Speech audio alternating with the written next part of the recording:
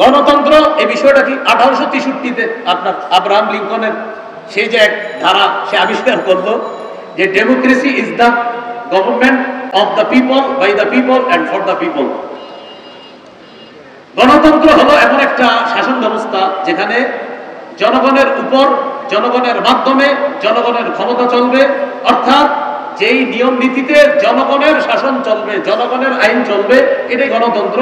সেখানে গণতন্ত্রে দেশের মালিক হবে জনগণ আর তারা আইন করবে। আর আমরা বলি রাষ্ট্র, এটার মালিক হলো আল্লাহ। অনেকের গেঞ্জির পিছনে লেখা আছে people are source of all power, জনগণ সকল ক্ষমতার উৎস। নাউজুবিল্লাহ জোরে বলি, সকল ক্ষমতার উৎস কে? আল্লাহ। এটা প্রথম কথা। তাহলে গণতন্ত্র এটা তারা বললো, এটা হলো একটা বিষয়। আমাদের কথা হলো সূরা বনী ইসরাঈলের 111 নম্বর আয়াতে যে কথাটা আছে, একদম সূরা বনী ইসরাঈলের সর্বশেষ আয়াত, ওয়ালাম ইয়াকুল্লাহু শারীকুন ফিল মুলক, আল্লাহর রাজত্বে কোনো শরীক নাই। বলেন আল্লাহর রাজত্বে কি নাই? শরীক নাই। দেশের রাজত্ব কার? এই আল্লাহর রাজত্বে কোনো শরীক নাই। এটা ইসলামী আকীদা যে দেশের রাজত্ব হবে এটা আল্লাহর মালিকানা। এটা গণতন্ত্র, এটা মালিক হবে না। এটা আমাদের ইসলামী মূল্যবোধে বিশ্বাসীদের আকীদা। আচ্ছা, সূরা ইউসুফের 40 নম্বর আয়াত আছে, ইনিল হুকমু ইল্লা লিল্লাহ, বিচার ব্যবস্থা শুধুমাত্র আল্লাহর পক্ষ থেকে হবে, আল্লাহই বিধানদাতা, আল্লাহই বিধান করবে। কথা সঠিক। এটা হলো প্রথম কথা।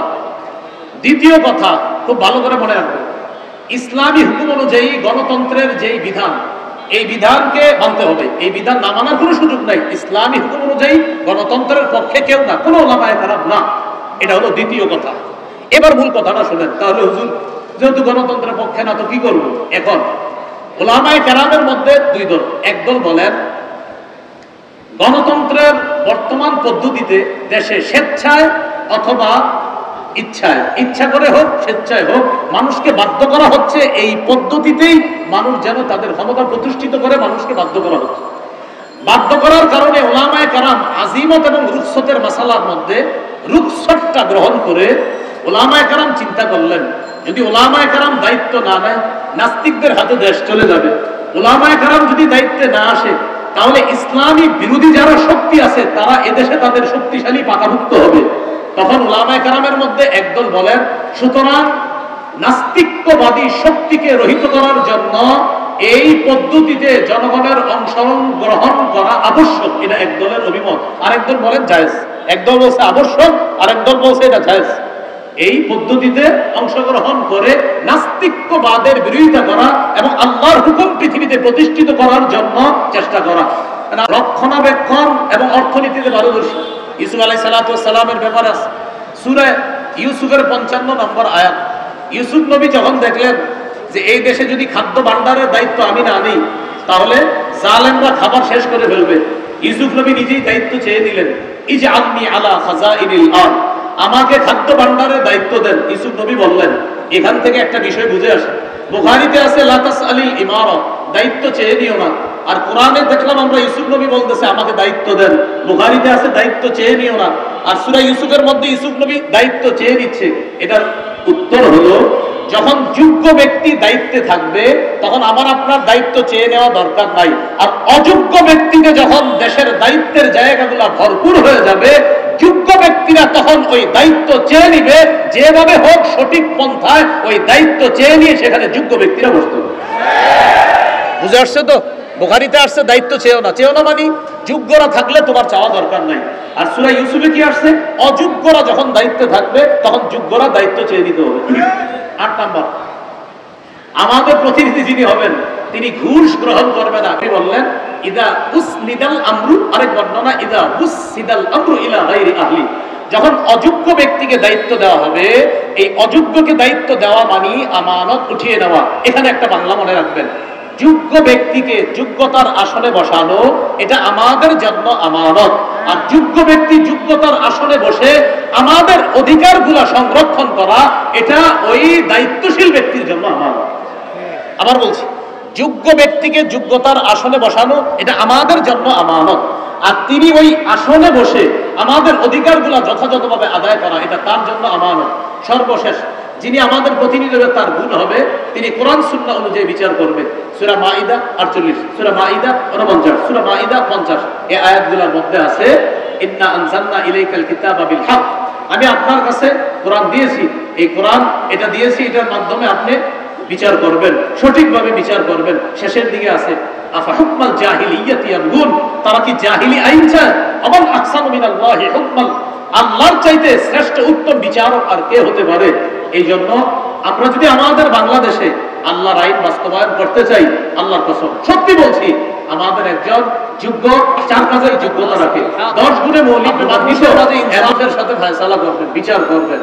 এটা হলো আমাদের যিনি প্রতিনিধি হবে তার 2 নম্বর গুণ হবে এটা।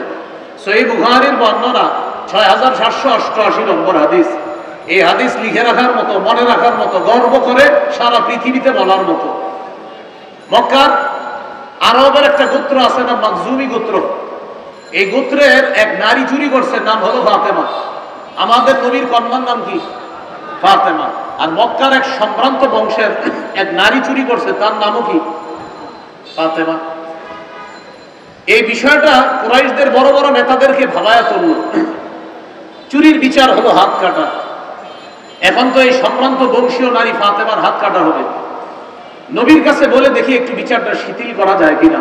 নাউজুবিল্লাহ বলেন। বড় বড় সাহাবীদেরকে এই বিষয়টা জানাইল। জানানোর পর সাহাবায়ে কেরাম চিন্তা করলো নবীর কাছে এই ব্যাপারে কে কথা বলতে পারে। হাদিসের ভাষ্য হলো মাইয়াস্তারিকু আলাইহি ইল্লা উসামা ইবনে যায়েদ হিব্বু রাসূলিল্লাহ সাল্লাল্লাহু আলাইহি ওয়াসাল্লাম। আল্লাহ রাসূল তার নাতি উসামা ইবনে যায়েদ, মানে পালক পুত্র যায়েদ ইবনে হারেসার সন্তান উসামা, এই উসামাকে নবী খুব ভালোবাসতেন। হাদিসে আসছে হিব্বু রাসূলিল্লাহ, নবীর খুব আস্থাভাজন, ভালোবাসার মানুষ। তো সাহাবায়ে কেরাম বলল এই ব্যাপারে নবীর সাথে আমরা কেউ দুঃসাহস দেখাইতে পারবো না কথা বলার জন্য। উসামা পারে নবীর কাছে গিয়ে কথা বলতে, কারণ নবী উসামাকে খুব ভালোবাসে। উসামা ইবনে যায়েদ রাদিয়াল্লাহু তাআলা নবীজির কাছে গেলেন। যাওয়ার পর বললেন এমন এমন ঘটনা, ফাতেমা নামে এক সম্ভ্রান্ত বংশীয় নারী চুরি করছে, এখন তার বিচারটাকে একটু শিথিল করা যায় না? নবীজি বুঝতে পারছে যে বড় বড় বয়স করা আমার কাছে আসার সাহস না পেয়ে এই ছোট্ট উসামাকে আমার কাছে পাঠাইছে। নবীজি বাহিরে আসলেন। আসার পর একটা ভাষণ দিয়ে বললেন, শোনো, ওই রবের কসম যার হাতে আমার জান, আল্লাহর কসম, লাউ আন্না ফাতিমাতা বিনতা মুহাম্মাদিন সারাকাত লাকাতা মুহাম্মাদুন ইয়াদাহা। আল্লাহর কসম, আমি নবী মুহাম্মদের কন্যা ফাতেমা যদি আজকে চুরি করত, ওই বংশীয় নারী ফাতেমা চুরি না করে আমি নবী মুহাম্মদ, আমার মেয়ে ফাতেমা যদি চুরি করত, তাহলে আমি নবী মুহাম্মদ আমার কন্যা ফাতেমার হাত কেটে দিতে আমি মোটেই দুস্তবোধ করতাম না। আল্লাহর বিধান আমার কন্যার উপরে আমি প্রয়োগ করতাম। এটা হলো মুসলিম শাসকের 2 নম্বর বৈশিষ্ট্য হবে, তিনি ইনসাফ প্রতিষ্ঠিত করবেন। এখন ইনসাফ প্রতিষ্ঠিত করার সময় আপনি যখন ইনসাফ প্রতিষ্ঠিত করবেন, যেই মাত্র বিচারটা করবেন তখনই দেখলেন সে তো আমার আত্মীয় লাগে, আর বিচার আপনি শিথিল করে ফেললেন, এটা ইসলাম শিক্ষা দেয় না। এই জন্য ইসলামী শাসন ব্যবস্থায় যিনি মুসলিম শাসক মুসলমানদের প্রতিনিধিত্ব করবেন, তার 2 নম্বর গুণ হবে তিনি ইনসাফ প্রতিষ্ঠিত করবে সমাজে। এই জন্য আমরা এমন কাউকেই জনপ্রতিনিধি নির্বাচিত করব যার সিনায় কোরআন আছে, যার সিনায় হাদিস আছে, যিনি কোরআন হাদিস অনুযায়ী আমাদের মাঝে ইনসাফ ভিত্তিক একটা রাষ্ট্র ব্যবস্থা আমাদেরকে উপহার দিতে পারবে। মনে থাকবে তো সবার ইনশাআল্লাহ? 3 নম্বর, অন্যায়ের পথ পরিহার করে ন্যায়ের পথ চলা। অন্যায়ের পথ পরিহার করে ন্যায়ের পথে চলা। আরেকটু সুন্দর বাংলা আছে, ফাসাদের পথ পরিহার করে সংশোধনের পথে চলা। ফাসাদের আরবি হলো ইফসাদ, মানে ফাসাদ সৃষ্টি করা, আর সংশোধন করার আরবি হলো ইসলাহ। যিনি আমাদের প্রতিনিধি হবে তার 3 নম্বর বৈশিষ্ট্য হবে তিনি ইফসাদের পথ পরিহার করে ইসলাহের পথে চলবে। সূরা আরাফের 142 নম্বর আয়াত। মুসা আলাইহিস সালাতু ওয়াস সালামকে আল্লাহ ডাকলেন তাওরাত কিতাব দেওয়ার জন্য। মুসা নবী যখন তাওরাত কিতাব আনতে গেলেন, তার ভাই হারুন নবীকে তিনি তার প্রতিনিধি বানিয়ে গেলেন। وقال موسى لأخيه هارون اخلفني في قومي وأصلح ولا تتبع سبيل المفسدين। মুসা নবী তার ভাই হারুন নবীকে বললেন, ভাইজান আপনি আমার প্রতিনিধি হবেন, এখন আপনি জাতির মাঝে আপনি দায়িত্ব পালন করবেন, তাদের মাঝে আপনি সংশোধনের পথে চলবেন, ইসলাহের পথে চলবেন, ইফসাদের পথে চলবেন না।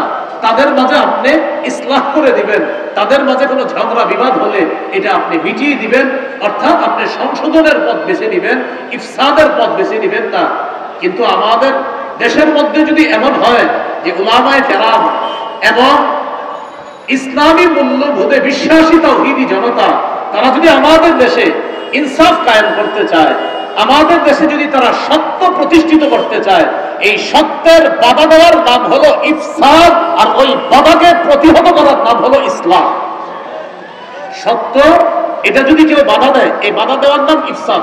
মনে করেন এখানে আজকে জাতীয় উলামা মাশায়েখ আইম্মা মাশায়েখ কর্তৃক যে একটা আয়োজন হলো, এখানে সত্য প্রতিষ্ঠিত করার জন্য চেষ্টা করা হচ্ছে।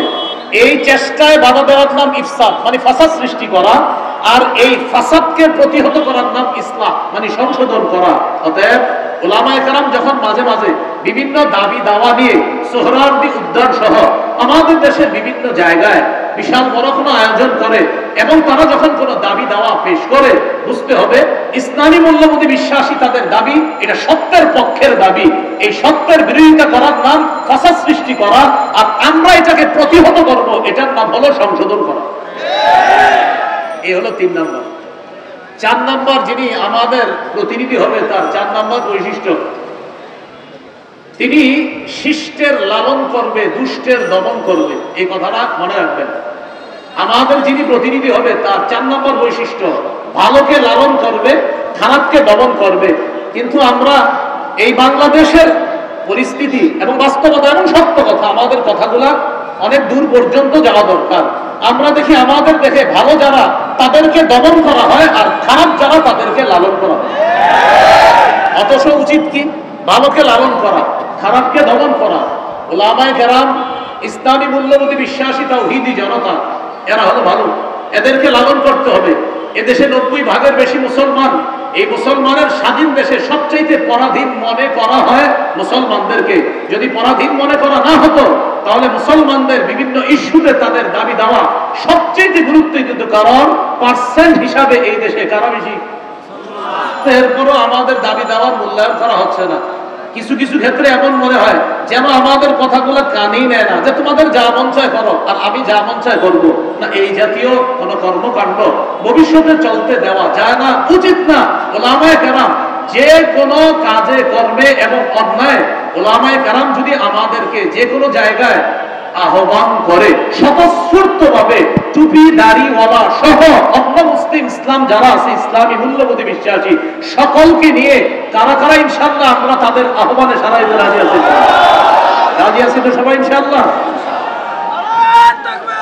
আল্লাহু আকবার, আল্লাহু আকবার। আমার নেতা, আমার নেতা বিশ্বনবী মুস্তাফা, আমরা সবাই রাসূল শোনো, ভয় করি না বুলেট বোমা। 4 নম্বর বৈশিষ্ট্য, শিষ্টের লালন, দুষ্টের দমন। আয়াতগুলো বলছি না, আমি শুধু নাম্বারটা বলে দেই। সূরা কাফ 83 থেকে 91 নম্বর আয়াত পর্যন্ত যুলকারনাইন বাদশার একটা ঐতিহাসিক সফর সম্পর্কে আল্লাহ আলোচনা করেছে। সেটা হলো পৃথিবীর একদম পশ্চিম প্রান্তে তিনি একটা সফর করছেন, যেখানে সূর্য অস্ত যায়। সেখানে গিয়ে দেখলেন এক জাতি, এই জাতি আল্লাহ বিশ্বাস করে না, তারা জুলুম করে। আল্লাহ তাদের ব্যাপারে যুলকারনাইন বাদশাকে বললেন, তাদের উপরও আপনার ক্ষমতা আমি প্রতিষ্ঠিত করলাম। এখন তাদের ব্যাপারে আপনাকে 2টা অপশন দিলাম, ইম্মা আন তাত্তাখিযা ফীহিম হুসনা, ইম্মা আন তুআযযিবা ওয়া ইম্মা আন তাত্তাখিযা ফীহিম হুসনা। হয়তো তাদেরকে শাস্তি দিবেন, না হয় তাদের ব্যাপারে আপনি ভালো কোনো পন্থা অবলম্বন করবেন। যুলকারনাইন জবাব দিলেন, আল্লাহ আমি তাদের ব্যাপারে 2টার যে কোনো একটা গ্রহণ করব। আম্মা মান যালামা ফাসাউফা নুআযযিবহু, যারা জুলুম করবে আমি দাওয়াত দেওয়ার পরেও আমি তাদেরকে শাস্তি দিব।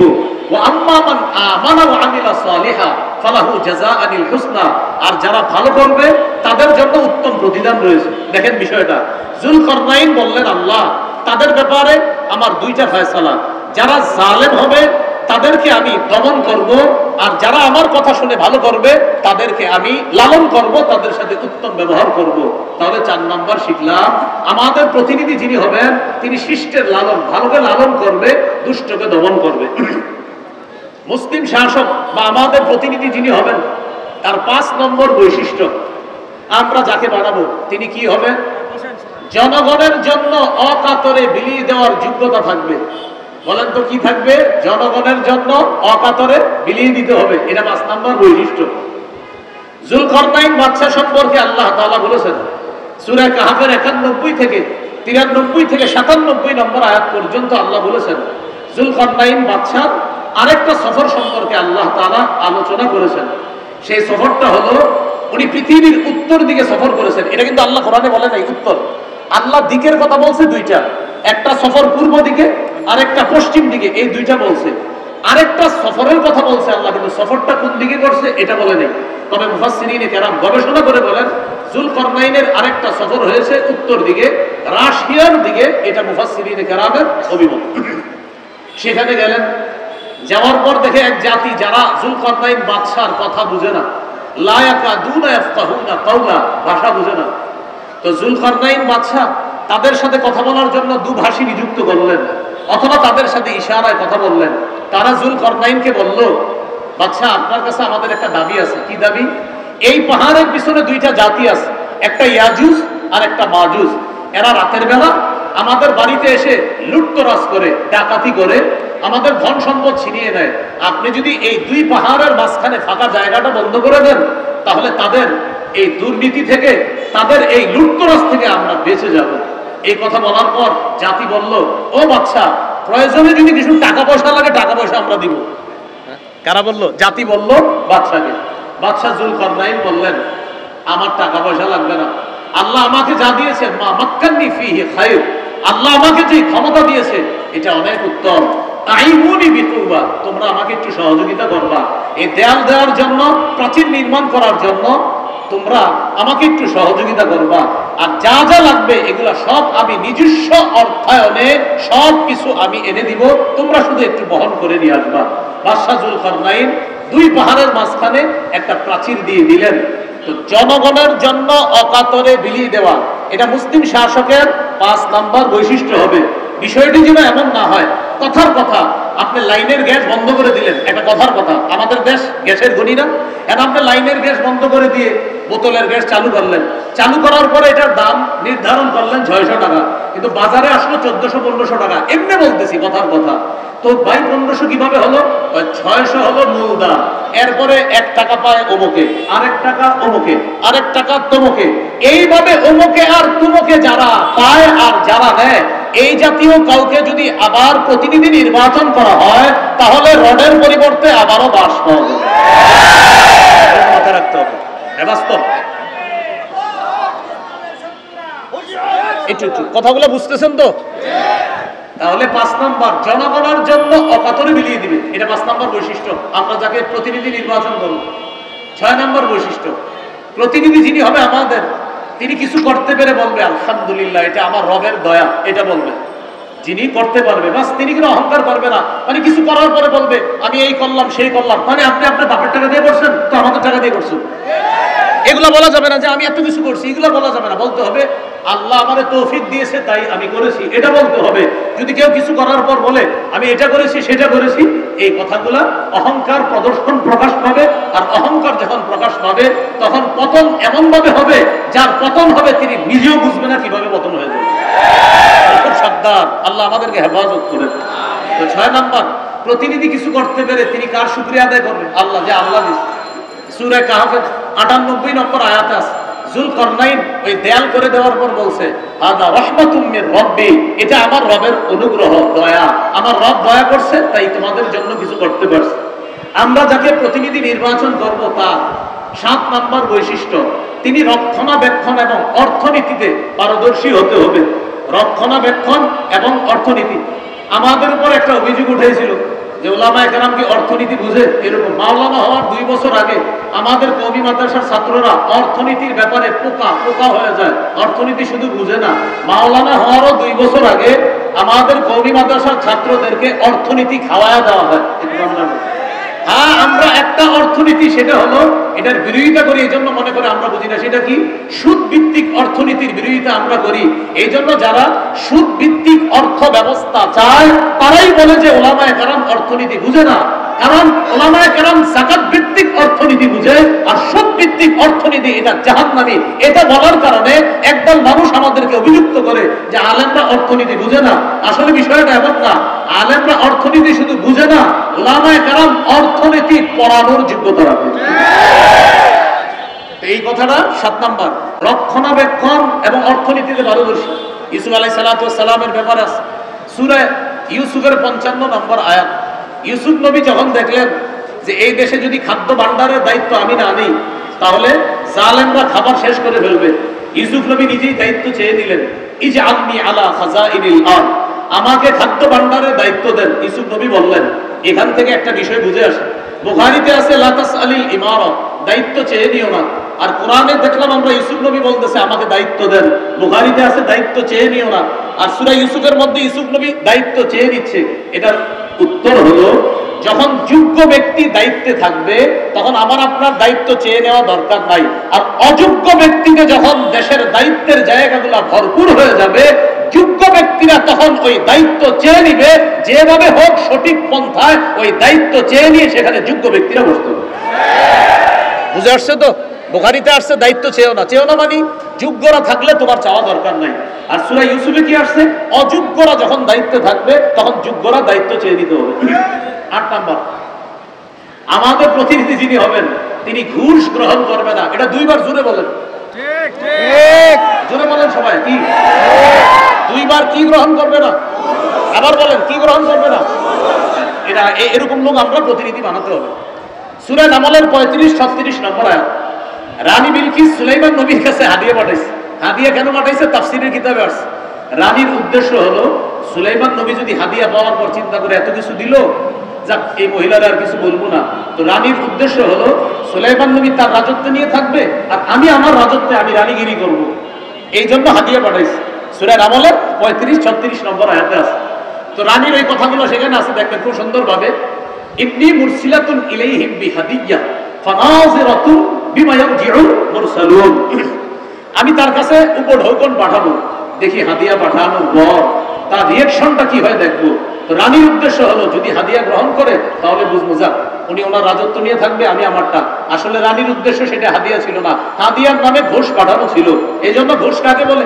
একটা হলো হাদিয়া আর একটা ঘোষ। ঘোষ মানি, ভাই ভালো আছেন আপনি? ঠিক আছেন তো?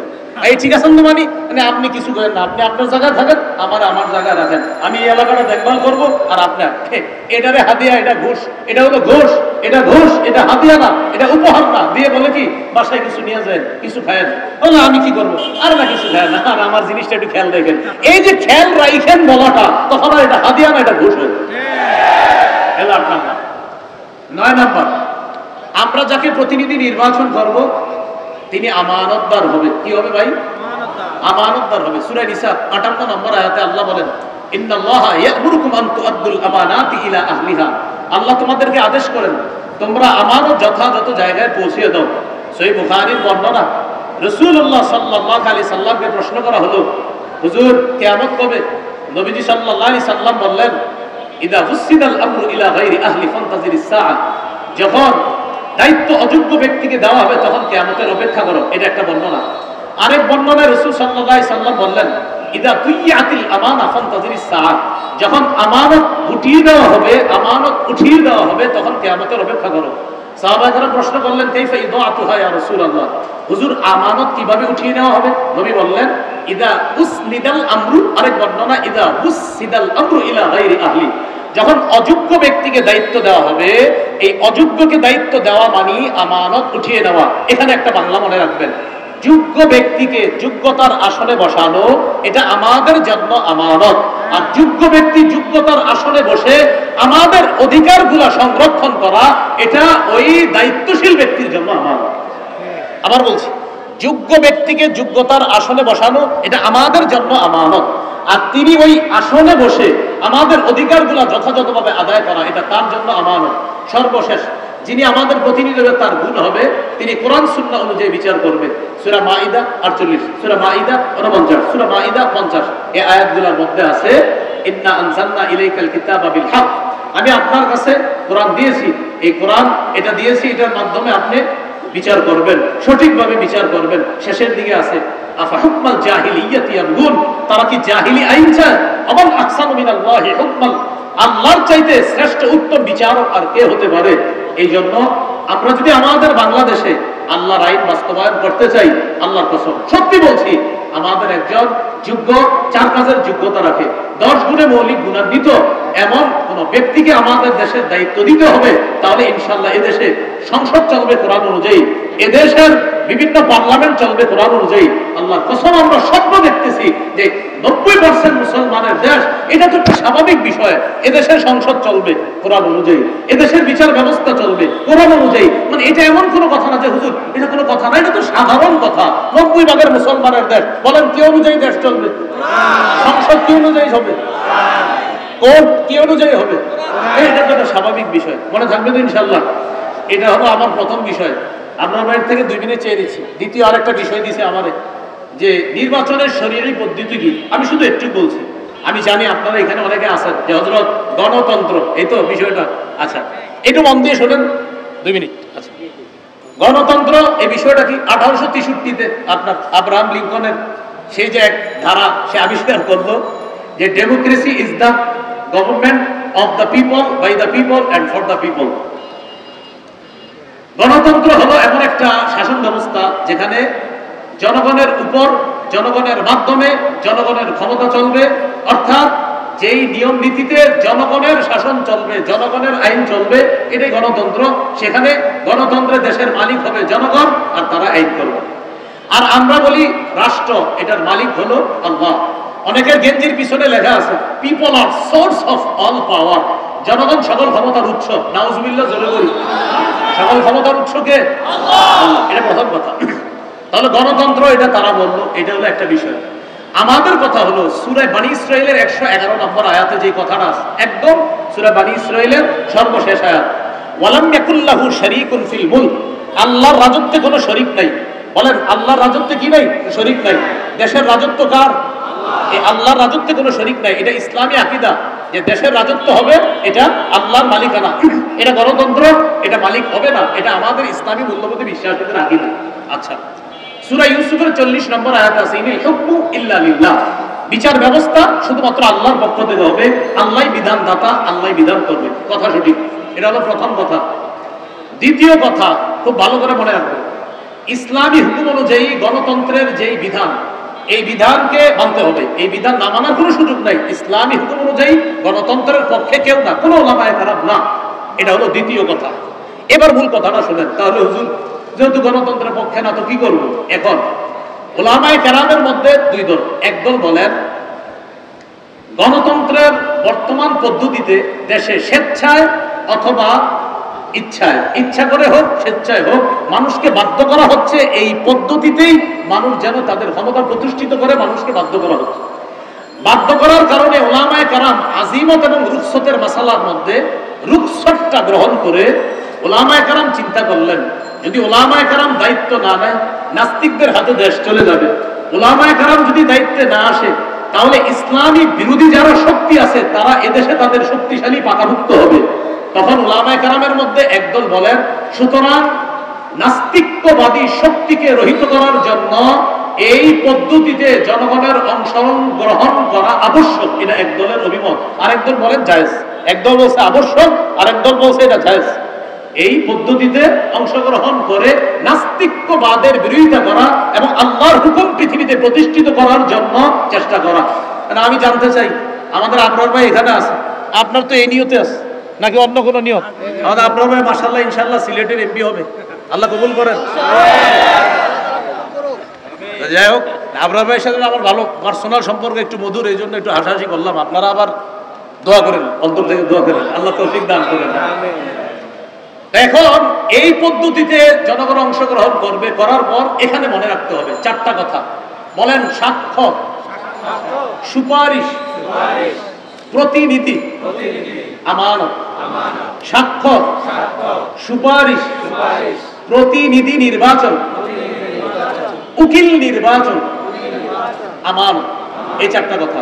এবার বলেন ভোট মানে হলো সাক্ষ্য দেওয়া, সুপারিশ করা, উকিল নিযুক্ত করা, আমানত রক্ষা করা।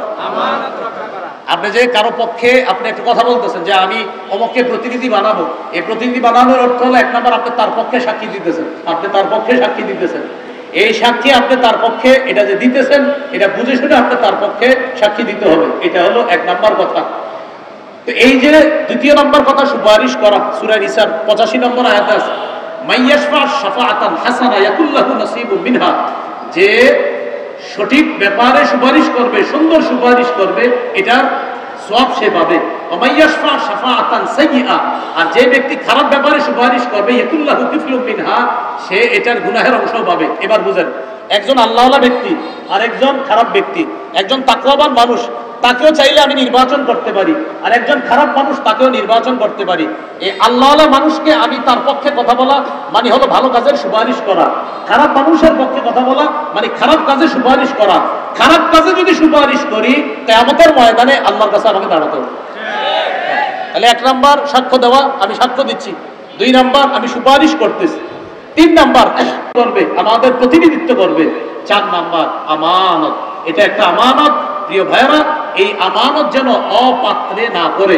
আর মুফতি শফি রহমতুল্লাহ আলাইহি লেখছেন 3টা, সাক্ষ্য, সুপারিশ আর হলো প্রতিনিধিত্বের অথরিটি প্রদান করা। এই 3 ক্ষেত্রে মুসলমান বুঝে শুনে পা বাড়াতে হবে। আমি আপনি আগামীতে এই 3টি বিষয় মাথায় রাখবো, যে আমি কিন্তু কারো পক্ষে হয়তো সাক্ষী দিতে হবে, আমি কারো পক্ষে সুপারিশ করতে হবে, আমি জনগণের জন্য কাউকে প্রতিনিধি নিযুক্ত করতে হবে। আল্লাহ, আমার সাক্ষ্যটা যেন অন্যায়ের পক্ষে না হয়, আমার সুপারিশ যেন অন্যায়ের পক্ষে না হয়, আমি যাকে প্রতিনিধি বানাবো তিনি যেন কোনো খারাপ মানুষ না হয়। প্রিয় ভাইয়ারা, এই 3টা কথা আরো প্রত্যেকে 10 জনকে জানায় দিবেন, যে আগামীতে 3টা কথা মাথায় রাখবা। আমি যার পক্ষে সুপারিশ করব, আমি যার পক্ষে সুপারিশ করব তিনি ভালো মানুষ হয়, আমি যার পক্ষে সাক্ষ্য দিব তিনি যেন ভালো মানুষ হয়, আমি যাকে প্রতিনিধি বানাবো তিনি যেন ভালো মানুষ হয়। এই কথাটা পরিবারে আলোচনা করবেন, সারা দেশে আলোচনা করবেন, আরো 10 জনকে জানায় দিবেন, শোনো তুমি কিন্তু সাক্ষ্য দিচ্ছ, এটা ভালোর পক্ষে দিতে হবে। শোনো তুমি সুপারিশ করতেছো, ভালোর পক্ষে সুপারিশ করতে হবে। শোনো তুমি কিন্তু প্রতিনিধি নির্বাচন করতেছো, এই গরিব মানুষগুলার একজন প্রতিনিধি বানাইতেছো, সাবধান, খারাপ মানুষকে যেন তুমি প্রতিনিধি না বানাও, ভালো মানুষকে তোমার প্রতিনিধি বানাতে হবে। তো মুফতি শফি রহমতুল্লাহ আলাইহি বলছেন 3টা, আর তাফসীরের কিতাব ঘাটাঘাটি করলে পাবেন 4টা, সাক্ষ্য, সুপারিশ, উকিল নিযুক্ত করা আর হলো আমানত। এই 4টি বিষয় সামনের দিকে আমরা রেখে কোরআন সুন্নাহ অনুযায়ী ইনশাআল্লাহ আমাদের পাগুলা যেন সামনে বাড়াতে পারি, উলামায়ে কেরামের পরামর্শে যেন চলতে পারি, আল্লাহ তৌফিক দান করেন। আজকে এইখানে যারা আছেন এই 4টা ক্ষেত্রে আমরা খেয়ানত করব না, হাত তুলে ওয়াদা করি ইনশাআল্লাহ। রাজি আছেন ইনশাআল্লাহ সকলে? আসসালামু আলাইকুম। মুবারকবাদ শেখুল হাদিস আল্লামা আরিফ বিন হাবিব সাহেবকে